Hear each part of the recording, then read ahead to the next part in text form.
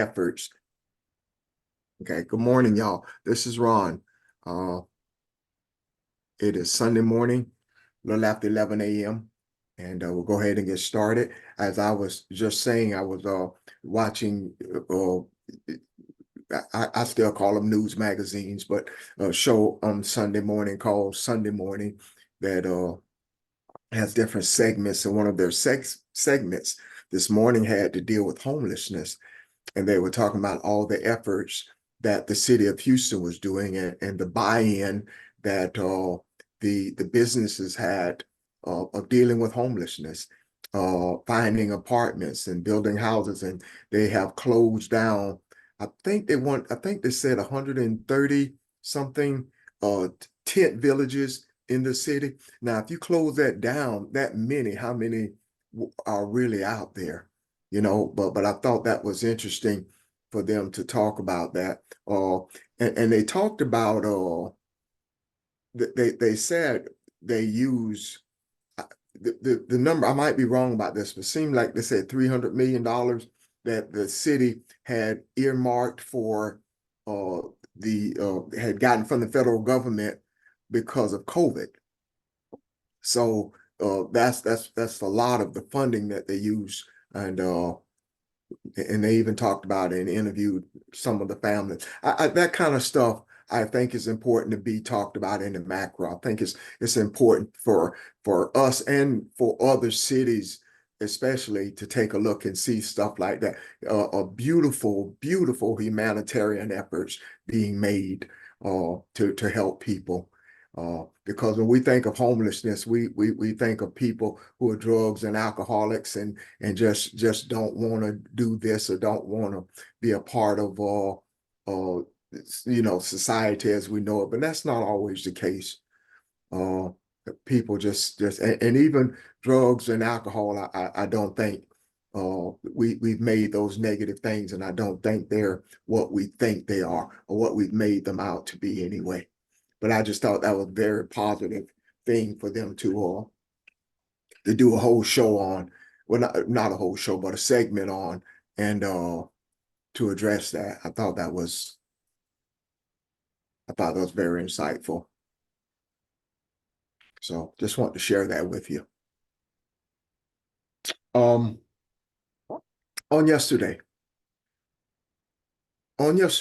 we were looking at something. I sent out a video, and I tried to send that video this morning to all the teachers that Pastor had sent me, because it touched me. It did something to me, and I still don't know the origin of the guy. If anybody else may know, but uh, uh, some of the things that he said is what we talked about, and what I was trying to do and make an attempt to do yesterday was link it to all of our other discussions and looking at who we are, what we are, and the direction we're going in, and what all of this means to us. And we were talking a few days ago, last week rather, about Jesus calling the children to him and saying, humble yourselves as one of these children if you want to be the greatest in the kingdom, and what that meant from a spiritual perspective, and not only to look at ourselves as the little child, but also look at yourself as the person who has the relationship with the little child. You are both. You are that part that is protective, and that part that is nourishing, as well as the little child who is vulnerable.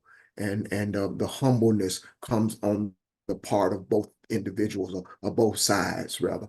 So we looked at that yesterday, and we made a comparison of that. We use that as a backdrop rather to the statement that the gentleman made about Africa, and recognizing that statement that was made is not just talking about the geographical location of Africa, or continent of Africa, but it is also talking about us individually.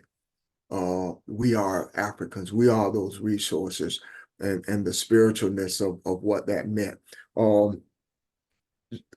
In the middle of the discussion, Vermeil asked a question that I thought was very relevant. And I know Nick answered and talked about it. Any other thoughts and questions about this? But Mill, what was your question again? Because I thought it was very relevant. Kathy and I were talking this morning about yesterday's session, and we were trying to remember your question. Basically, my question was, if we're all interconnected, how did the individuals who don't seem to care about humanity, how did we get there? Yeah. Or why can't they see that if they want to be king of the hill, why can't they see that all the people below them are necessary? Basically, that was my question. Yeah. Okay. And so I like to begin there again this morning to look at that again, because it seems to be at a point now where things are. I don't know if you feel this, but who we are is I liken it to, as I think I said yesterday, the guy who had been training to be a doctor, and he didn't feel like a doctor until he was put in a position where he had to perform, and he did it without thought. He did it without thinking. You know what? I'm doing, this is what I always wanted to do, but was my apprehension kept me from doing this. I was so afraid that I wouldn't measure up. And I think we are being in that position now. These things that are coming that we're seeing, I don't think it's coincidence. But let's start there and see if there's any more thought that generates from her question. Hey. Good morning, Ron. This is Kat. Oh, I'm sorry. Go ahead. Oh, no, go ahead. No, I was just going to speak of something entirely different. Well, it's the same thing, but I wanted to interject something Okay. different. So if you want to go ahead and speak to that first, go ahead. Sure. Hey, this is Was Scott. that Nick? Morning. Okay. Yeah. Good morning. Good morning. I would liken it to we all know individual people who who probably act selfishly or who have the ability to either improve themselves or their relationships with other people, and yet they don't for whatever reason. It's very similar to that, but I would say sort of scaled up in terms of the nature of the confusion, the selfishness, and the influence. But it is ultimately based on the possibilities of human personality. So the people who, the quote unquote elite, who enjoy using their power to dominate over other people are reflective of a certain characteristic of human personality or a possibility of personality, in the same way that every individual is slightly different. So it is found fundamentally a simple thing, but it has been taken to such a far extent that it is able to cause such sort of harm and destruction. And that is my, I guess, way of understanding how there could be people who do that. And Yeah. it's similar to like we wonder how can people be things like serial killers or sociopathic in their behavior. There's various reasons that go into that, but it is similar to that, but at a much larger scale. Thank you. Thank you, Nick. Thank you, sir. And Ron, good morning. This is Kathy. I wanted to speak to, I like how Nick is explaining the European mindset, but I wanted to speak to the mindset of what got Vermel to ask that question in the first place, because she's saying, when I look at me and who I am, I cannot even see how it's humanly possible to even feel that way and to be able to say that quiet thing out loud with such confidence and feel okay to be able to say that and not understand how wrong that is. And so I wanted to interject, like I was sharing with you this morning, I ordered a book it got here yesterday, and I've learned from Levon that when I'm going to read something, I ordered the 1619 Project, Born on the Water, and I ordered that book, but I also ordered the children's version of it too. And I had time yesterday with a smaller version of the book to sit down and read the Born on the Water, the children's version. And I want to address how the male could ask that question and say, I don't understand that because that's not who we are.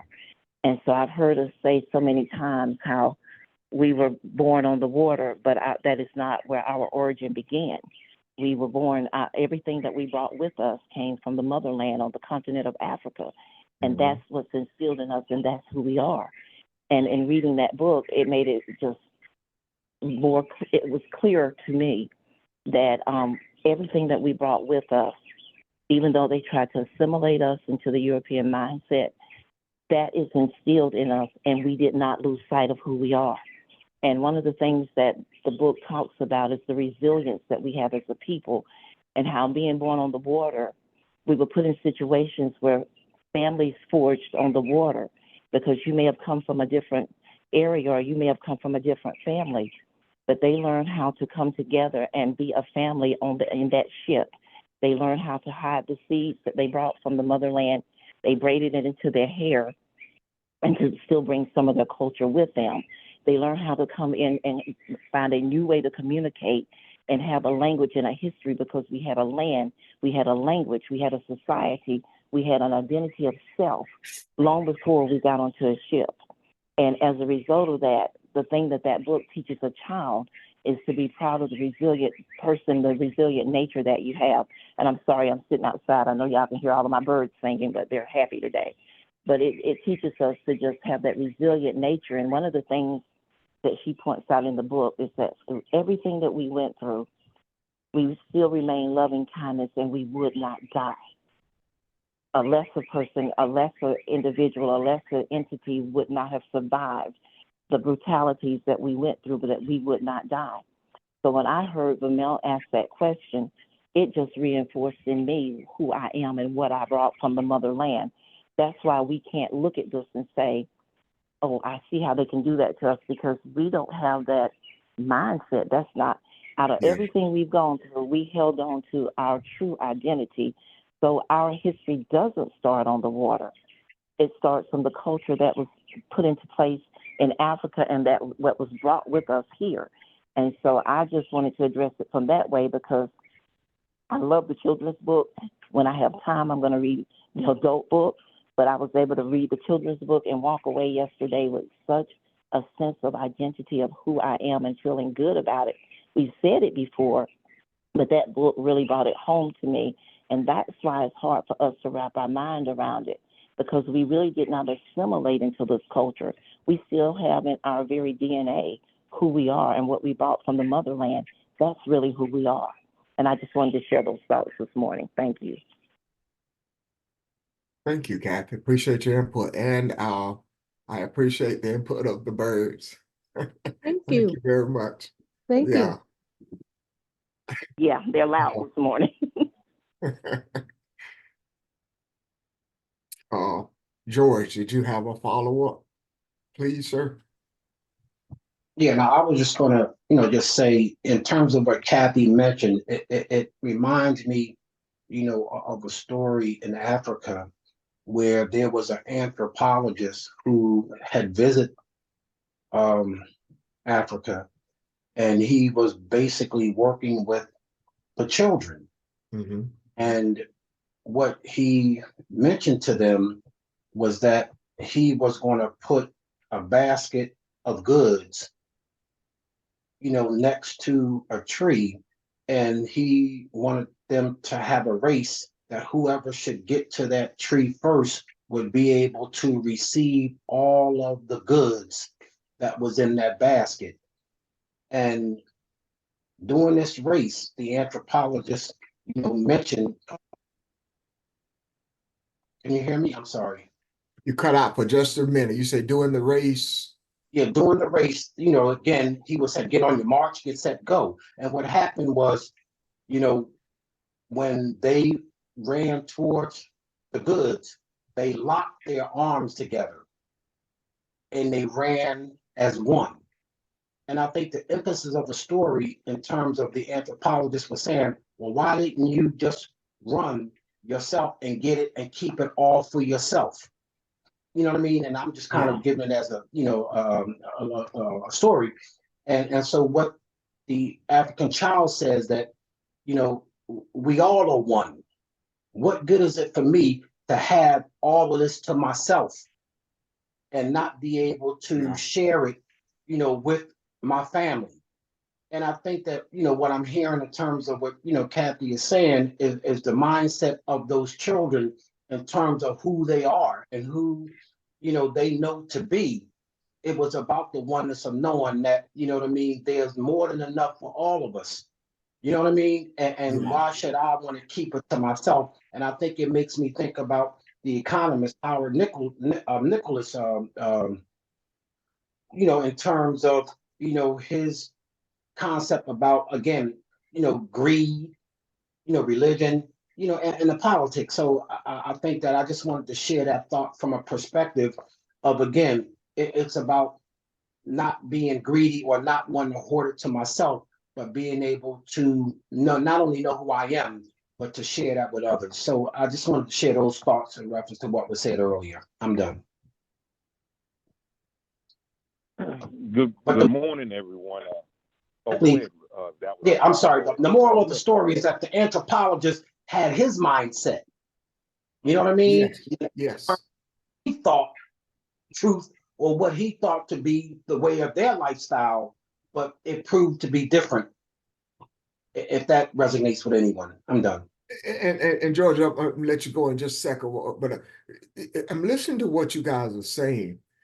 Could it be that the world became imbalanced because of love and kindness?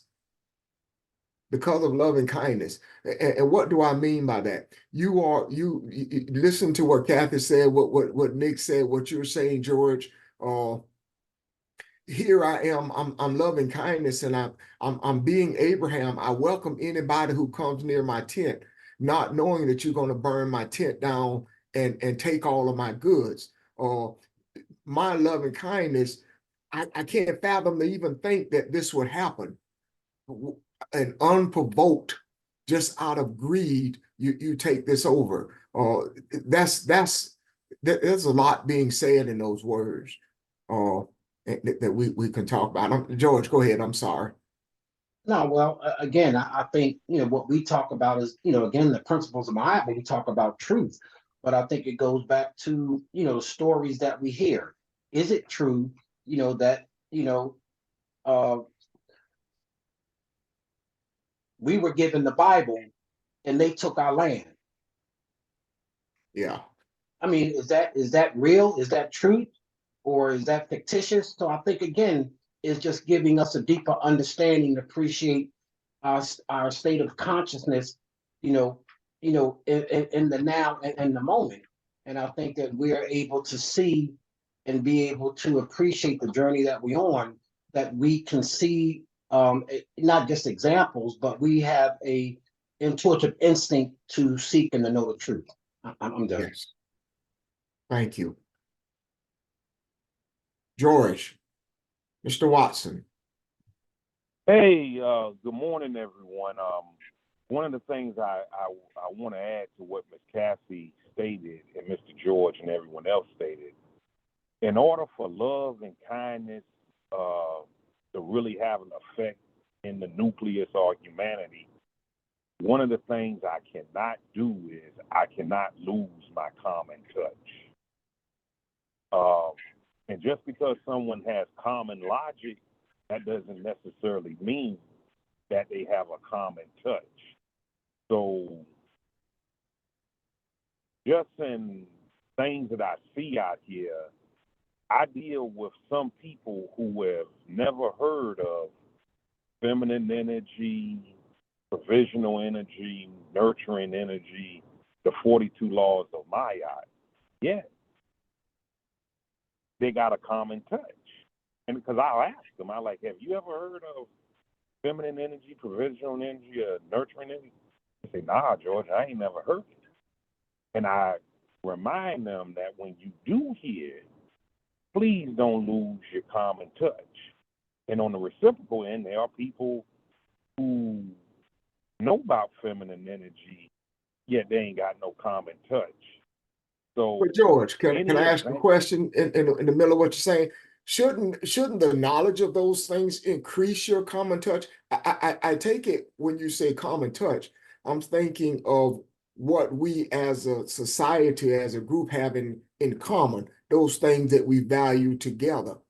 So as my knowledge increases, as my awareness of not only self, but what those things mean and how they unite us, I would think that would increase that common touch. You see what I mean?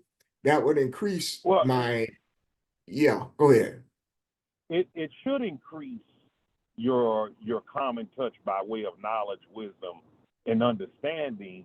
However, by way of knowledge, wisdom, and understanding, it can decrease your common touch because I can think I'm better than you. Okay. So when I advance myself, just me, if I advance myself financially, I move out of the neighborhood I'm in now into a gated community. Trust me, I ain't gonna forget about my common touch. If I advance myself in spirituality, the concepts, and the 42 laws of Ma'at, I'm not going to be the individual that now that I got these concepts, I'm going to always keep my common touch. So as long as we can keep our common touch, we'll be able to bring forth love, unity, happiness. Yet if we ain't got no common touch, and people who don't have a common touch, I don't want to be around them. I don't care how educated they are, where they live, how good they speak. If you do not have a common touch, I'm not the individual that want to be around you. Thank you very much. I think if I understand what you're saying, you introduced something, or you made me think about something more that I was going to talk about. I was looking at Ma'at this morning and briefly looking at that version of creation, and I was looking at the three phases of metamorphosis of man. The development of man is what they're saying, and the what they call the precepts are nothing more than the senses, and we've talked about those. We talked about not only the five senses or all the way up to the eighth sense, but what this says is that is a development, and in developing those senses is what brings about consciousness. But here's the key to that. What you see, smell, taste, and whatever brings about a level of consciousness, but it is not the most intuitive place that you can find yourself. It is not the deepest aspect of self. So what I see with my eyes and I lust for it or I desire is not the deepest part of me. What I touch is not the deepest part of me. So there's more to me that develops. And so can it also be saying that sensitivity that we're discussing here, some people are more developed than others. So you may have some that are thriving on their five senses and not have gotten into their eighth sense, where they're pulling in the us and the we in the community portion of it. They're just they did not develop past their fifth sense. I think another example of it, I was looking up something to do with breath and soul and air, and there's a Hebrew word that talks about your nephesh. Nephesh is that part of you that we all have it, but it also is a doorway to take you to a deeper part of self. It is the same, and I don't want to get in the name of the different parts of the soul, especially out of spirituality before religion, but it compares into a place where it talks about that soul reaches a point where you come into an awakening, right? So it awakens you to something more valuable than self. It awakens you to something more valuable than the things that you see. So as we get into this and look at this, is that what we're saying? So if there, I'm talking to you and you are at a deeper place than I am. You see yourself not only you see yourself from a place of value in the things you value, but you also value me. But I am still in the Neanderthal stage. I am still in the stage where everything I see, I want. And I'm willing to kill you to take what you see. Because what I see that you value, I value too, but I value because it can make me wealthy. I don't value it because it makes me a better person. So that part is hard for you to see because you're not there. You're not at that place in your thinking and you're evolving. And my thinking and evolving is a lot more primitive. So I'm willing to take the things that I want that you have. Does that make sense? And I think, George, that kind of talks about the common touch that you were talking about. Baby, Well, would you turn that Ron, down I some? almost forgot. Would you turn that I down some? almost forgot. Oh, whoever was speaking, go ahead.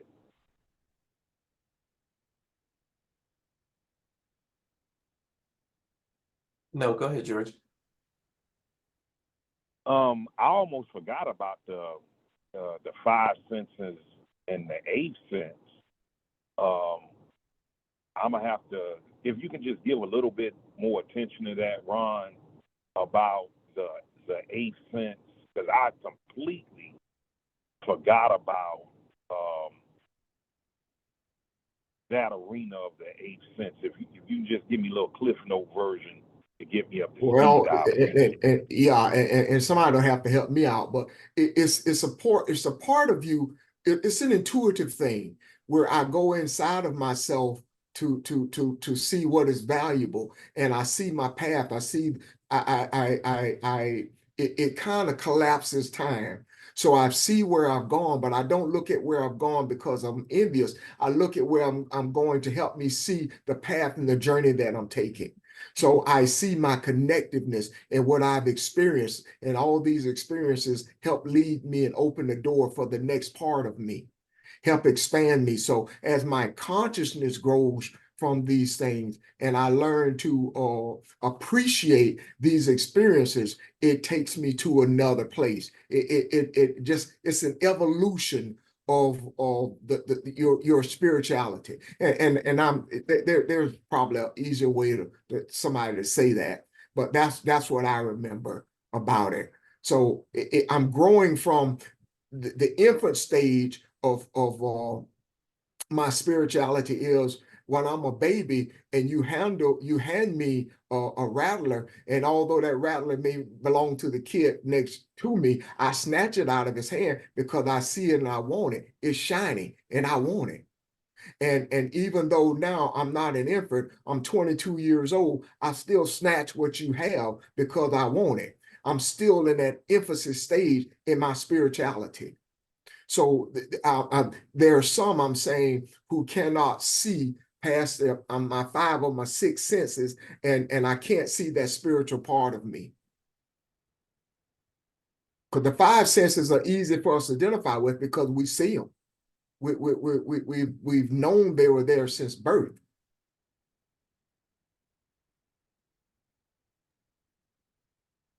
Is that better? Does that make sense? Yeah, I'm up to speed with you now, boss. Appreciate you, man. Good morning. This is Audrey. Hey, Audrey. I like what you said, Ron, and I wanted to get back to what Kathy was saying Okay. about how we had all of what we needed before we left Africa. But in terms of being born on the water, I think what we mentioned is that we were a nation born on the water, meaning when we got on that boat, we were all separate peoples. You know, some from this tribe, some from that tribe, some from that clan, from all over, that were brought to this place and then all put on the boat. So we were all sort of separate peoples. But in terms of that journey from Africa to the New World, and just in surviving the journey, using that eighth sense, we became a nation. We had to develop the same mindset. We had to develop a sense of communication. We had to develop a sense for, we are going to survive this. So in that sense, we became a nation. We all had the same mindset. And we still have that even to this day, even though we're all individuals and we all, some of us more than others, have been assimilated into the European mindset. But even so, we still have that intuitive thing of us being a nation, because we forged our own culture, we forged our own American identity, and we forged our own sort of society, our village here. So I do think that we were born as a nation on the water.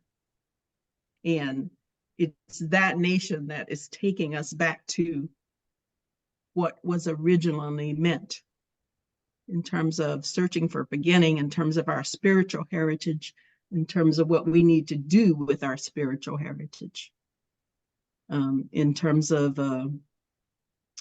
putting it in the macro so that others can benefit from it too. Anyway, thanks. Thank you. Thank you. Love the way you tied that together. Thank you. And Ron, when you were speaking in a reference to the senses, you know, in the Kemetic Kushite teaching, they speak of the six. Now, when ST spoke of eight, the eighth sense, Yes, in sir. terms of, you know, looking at sight, hearing, taste, touch, and smell, but it's also the other three was movement, it was balance, and interoception. But if we look at it in reference to the sixth sense of the Kemetic teachings, that was the intuitive instinct. Okay. You know what I mean? Which was a part of the 4 grades of consciousness. You know, in the grades of consciousness that was basically shared or taught, it was dealing with unconsciousness, simple consciousness, self-consciousness, and then our intuitive instinct. But looking at it in terms of comparing the two, once you reach that sixth sense, I think that's a combination of the movement, balance, and interoception.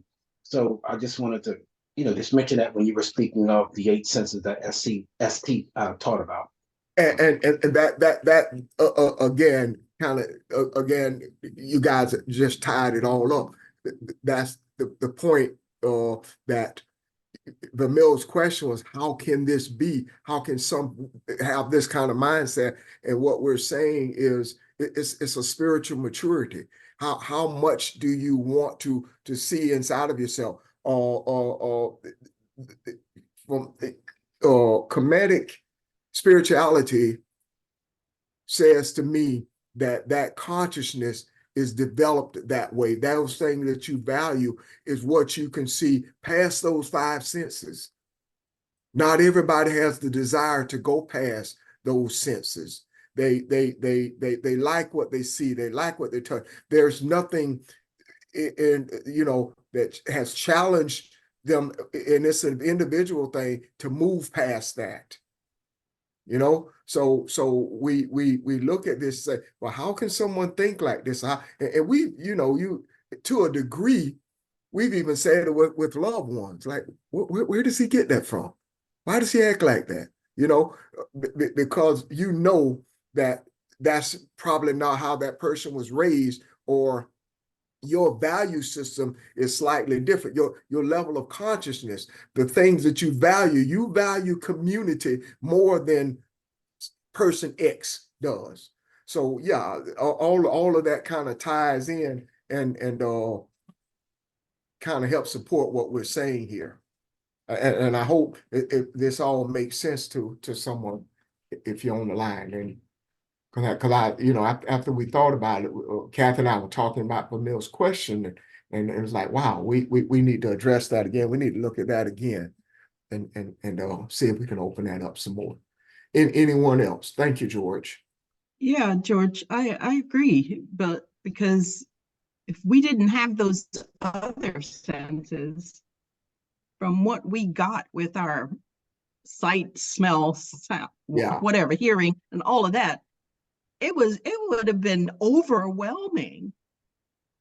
I mean, and I believe, as Kathy said, the only way we could survive was because we had that resilience and we had those other senses Yeah. that got us through.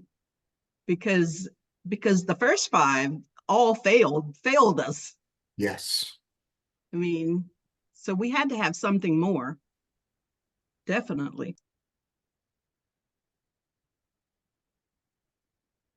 Good discussion. Good discussion. Anyone else? Just an observation. If you look at the first 5 senses, they are all what tie us or put us in contact with the physical environment around us. Mm-hmm. And it's the other senses that begin to deal with the spiritual environment that is intangible, not touchable, not necessarily seen or heard with the physical eye or ear. So in my mind, I see that kind of demarcation between what we're saying in terms of those 5 external senses, and then those senses that are based in the spiritual realm. Thanks. Thank you. And Barbara, as you're saying and speaking in terms of that comment, if we look at our intuition and now we see it from the third eye, and I think this is, again, something that we can look at in terms of comparing, because a lot of times we use those 5 senses, but I think it's something more deeper and esoteric that we're searching for in terms of what does it mean when we say the third eye. I know we've talked about it, but I think that we are engaging now in a way that has much more significance, taking us back to the beginning, when we can see movement, we can see balance, but we also can see it from the spiritual dimension in terms of what Barbara just mentioned. Your third eye, your third ear. Yeah. You know what I mean? Your third nostril. You know what I mean? And I think that when we talk about what are we really smelling, and there's things that, naturally, when we think about using those senses, but I think is even taking us more deeper now, that we can feel the vibration, we can feel the frequency, we can, get if you're by the ocean, or you get a seashell, you can hear sounds that, permeate in our spirit, that gives us a sense of peace, or give us a sense of knowing or smelling, that I think is much more deeper now in terms of what we are receiving, if that resonates. I just want to share those things. I'm done. Thank May you. I add something? Of course. Hey, Pastor, how you doing this morning? I'm okay. When we talk about the third eye, the third eye, we can talk about it all we want. However, if we don't truly embrace it it won't function for us the way that it's supposed to. As Barbara said, five senses keeps us in contact with the physical world. And we have been conditioned through religion to believe that the physical world is all that exists. Even though we were told about a heaven, understanding that there are the works that you have to do in this earth to get to that heaven. But at the same time, the third eye is telling us there's more out there. And when we really embrace the third eye, we become one with nature, the spirit that's in nature, the life that's in nature. We also become one with the consciousness of the universe. There is an impossibility of being fully aware and able to see with the third eye if you are not conscious enough to the reality of the existence of our ancestors. The difference between what Kushite Kemetic thinking was spiritually and what we have been taught to think is that we are born with everything they need in us, every spiritual concept that we need is already in us. And because of the desire to control, we are taught that religion is what we are to embrace if we are to have an afterlife. Now, this religion that we are taught disengages us from what we were born with. It disengages us from the reality of a third eye. It disengages us from spirituality, period. Not only does it do it through religion, but it also does it through education. Our education is very secular, as we call it. However, the Kemetic Kushite education was spiritual. Everything in the community was based on spirituality. And now what we are doing, we are in the process of purging ourselves of the belief that we are material or we are physical as opposed to being spiritual. We are purging ourselves of all of the idolatry that we have been taught to believe in. Everything that we have been told is spiritual is linked to idolatry.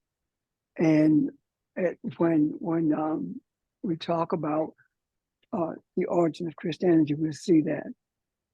Now, I don't, let me say to everyone, our journey was not to disprove anything. Our journey was to learn everything that we could possibly learn about the spiritual essence of our being. This journey has shown us things that we once called pagan.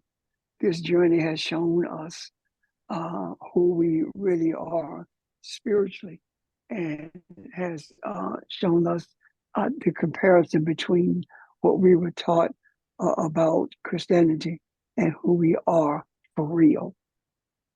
The difficulty in this is that we have generational memory of Christianity, but we have a greater generational memory of Kemetic Kushite spirituality if we will only lend ourselves to embracing it. When we get in depth into understanding how all of this, how Christianity came into being, we will at that point see a greater need or a greater desire for us to rid ourselves completely of what we have been what we have been taught through the educational process as well as through the church itself. And that in itself will free us to the extent that we can truly be the nation that was born on the waters. And that nation born on the waters is a nation that was birthed in order to bring Kemetic Cushite spirituality into the earth, renewing it and understanding that the origin of Christianity actually started with the ancient Egyptian or the Kemite, and we must correct that error that was made with the ancient Cushite, Kemetic Cushite spirituality to bring Christianity into being. Thank you. Okay, thank you, sir. Thank you. Anyone else?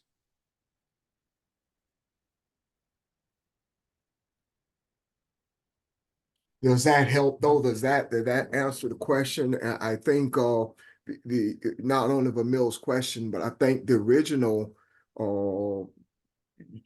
journey that we were trying to take here is to see who we are and to understand that the things that we may see happen out there are indeed connected to us in the way that they are catalysts for us to see and embrace who we are. Not to shy back, not to anything to bring us to a place of doubt, but to embrace who we are. We have been trained to be doctors, and until there is an emergency and we have to perform surgery, we may not understand just through our training who and what we are. So we embrace what we become when opportunities come, and we are full of opportunities right now. So we are our strength, we are unity, we are one, and these things that seem to be separated from us are not at all, and we are to embrace them. Even Vermill's question shows us that everything does not we see we will not value at that place. We don't value greed, we don't value lust, we don't value selfishness, but we have an obligation to change the energy. So does that help, Vermill? Does that help in looking at your question? It helps greatly. Thank you. Thank you, everybody. Yeah, thank you for the question. I saw something else this morning. I had seen a piece a while back on homelessness on 60 Minutes sometime. I think it was 60 Minutes. And the one thing I remember was the emphasis was on those people who were not drug addicts and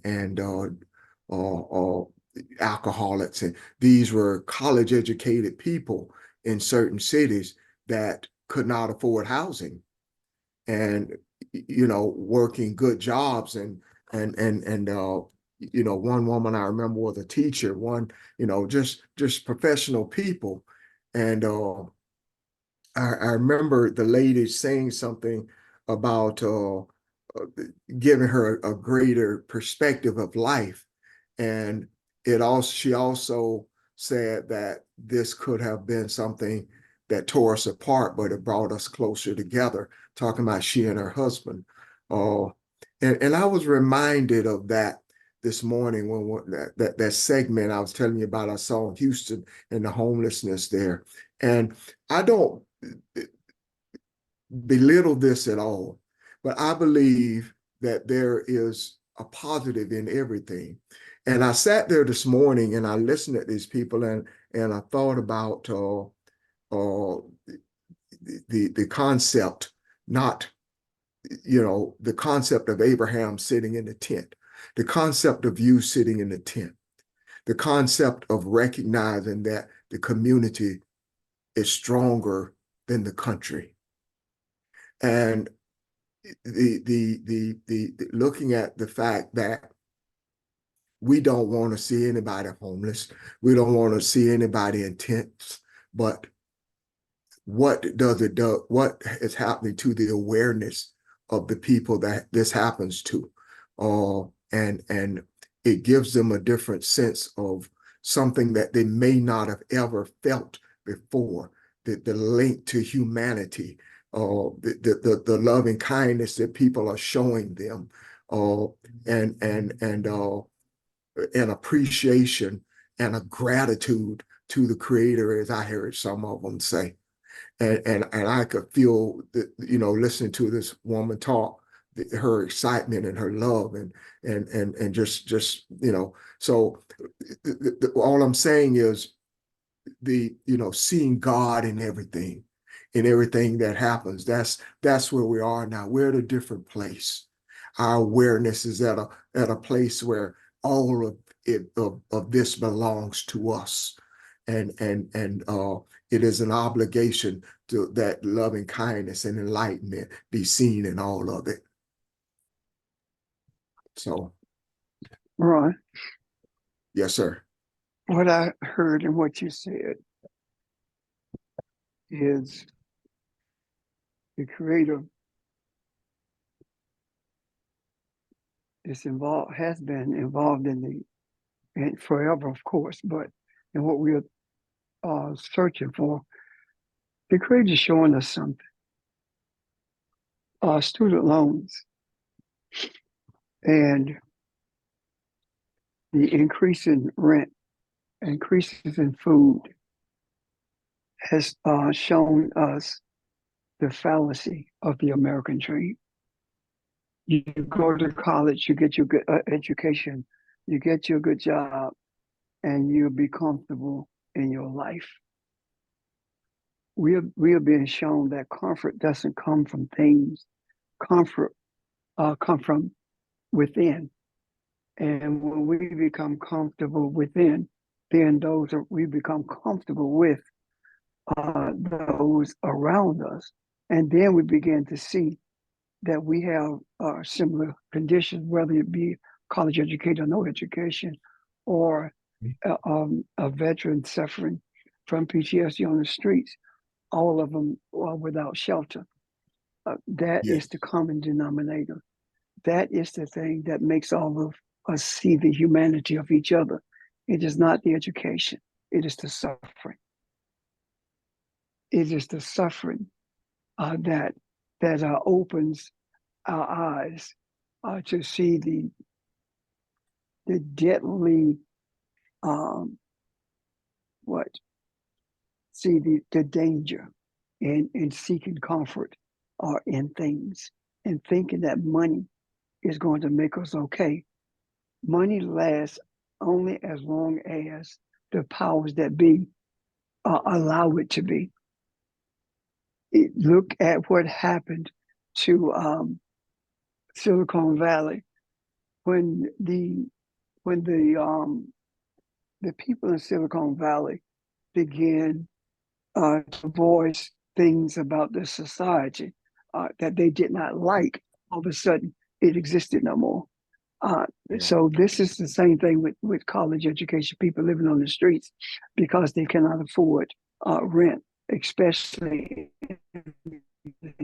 think about how this government and the church has denigrated people who live in communities that's called crime infested or drug infested. Think about how they have denigrated them, and now their children on the streets with those who they have denigrated are sleeping on the bridges. So again, I see in this a movement of balance, of harmony, of commonality. Thank you. Thank you. Thank you for tying that together. Any other questions about that? Let me read one more thing that I think ties into what we're talking about here, and then Because at the onset I did something I don't like doing. I did not say to anybody have questions. We had a question that it was in my heart that Kath and I had discussed, and I wanted to start there because it linked us to yesterday. But I forgot to see if there's anything somebody else wanted to bring up. But I want to read something to you that I think is important of this discussion. What it was my intention to look at breath and air and soul and spirit and do a comparison to that of the Hebrew, because we've studied the Hebrew portion of it, but as I looked at the Hebrew talks about 6 or 7 different types of breath, all of it belonging to man, but different developments of your intuitive self, from that being a Neanderthal type man to growing where you see that I am everything and everything is me. Well, spirituality before religion does too. And what kind of curved me away from looking at that is these names. You don't want to have 5 or 6 names over here and 5 or 6 names. That doesn't matter. But the one of them here in spirituality before religion, I want to read something to you. The highest level that you can reach as to that intuitive self, and I'm talking about the things you value. I'm talking about consciousness. Is that being able to see your eternal soul? It represents parenthood, represented by parenthood. So what they are calling parenthood, in other words, this thing starts from birth, and they're saying that this develops in you as you learn who you are from the Cushite point of view. This thing grows in you. This is a spiritual thing, and this is not a something that I learned like A, B, C, D. This is a saying that, Ron, this is who you are. This is why you think the way you do. This is the breath that you take. This is why you cry when somebody else's grandmother dies that you don't even know.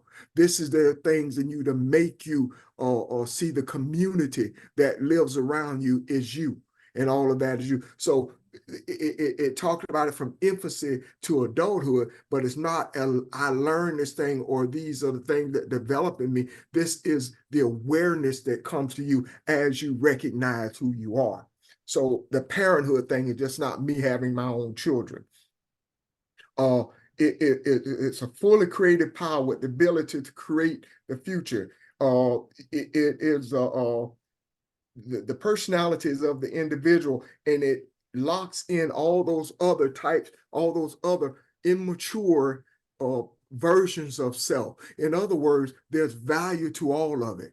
There's value to who I thought I was as a 2-year-old, who I thought I was as a 6-year-old. As I bring all of that together, then I see that there is no such thing as time. I am here and I am now. I am present and I represent all of mankind. I represent the things that of self, of the universe that is valued in man.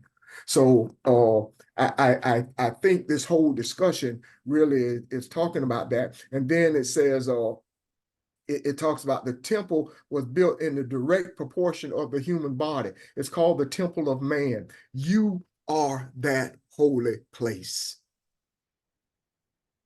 You are that holy place, that thing that is set aside. Why is it set aside? It's set aside so that you can always be becoming. I am what I am needed to be.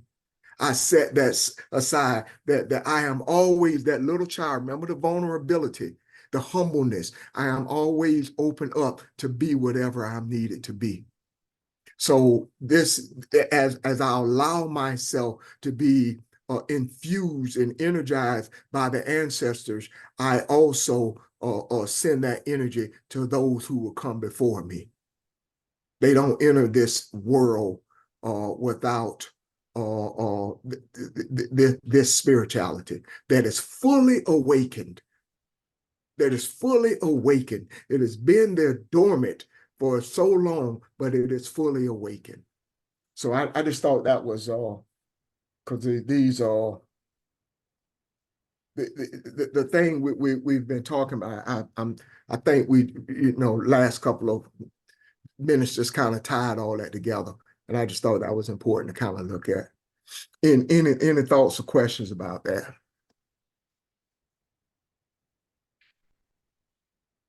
Anybody? Okay. All right. As I said, I neglected at the onset to ask anybody if they have anything that came to your attention, any thoughts or questions about anything. Or do you have anything? Anybody? Just an observation, Ron. Yes, ma'am. Our lessons in the past have been about bringing up things that are happening around us and around the world. And it was just curious that today, with this Iranian response to what Israel did to their consulate, did not come up. No one mentioned it. It's like we are okay. We're past that in a sense. We know it's going to work out the way it's supposed to work out, and so there's not that need to have that underlying basis of fear. If is another way to say it, there isn't that underlying thread of dis-ease to the extent that we would have probably had a year ago, if that resonates. It does indeed. Thank you. Thank you. That is a good observation. Appreciate it. Anyone else?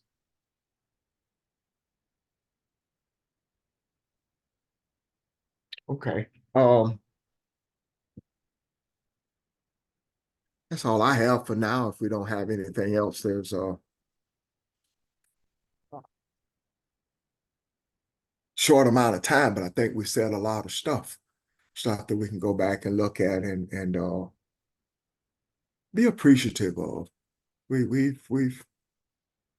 I appreciate what the Creator does for us. I appreciate the journey. I appreciate the input and energy that we are not only becoming, that we have influenced in the earth. And this is good. Thank you. Appreciate everybody. If there are no more thoughts and questions, I hope that you have a great day and look forward to seeing you tomorrow evening at 6. Okay. All right. Thank you, everyone. Thank you. Have a great day. Thank you, Thank you. everyone. Take care, family. Thank you, everyone. Bye-bye.